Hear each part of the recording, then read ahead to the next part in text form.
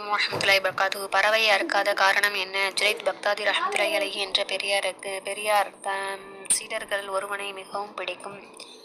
இதனால் மற்ற சீடர்கள் அவனிடம் பொறாமையும் ஆசிரியரிடம் வருத்தமும் கொண்டார்கள்.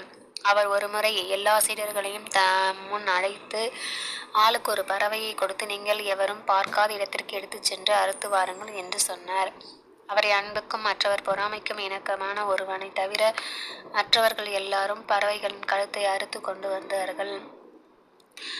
அந்த ஒருவன் மட்டும் தான் பெற்று போன பறவையை அறுக்காது எடுத்து வந்தான். ஏன் பறவையை அறுக்கவில்லை என்று ஜுனைத் ரஹ்மத்துல்லாஹி அலைஹி அவர்கள் கேட்டதற்கு, எவரும் இல்லாத இடமொன்று நானும் தேடி தேடி பார்த்தேன். எல்லா இடங்களிலும் அல்லாஹ் பார்த்து கொண்டிருப்பது தெரிந்தது.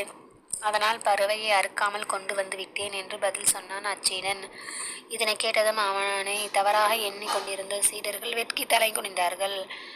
எனவே நாமே அல்லாஹ் கவனிக்கின்றார் என்பதை தவறு செய்யும் முன் கவனத்தில் கொள்ள வேண்டும் இன்ஷா அல்லாஹ்.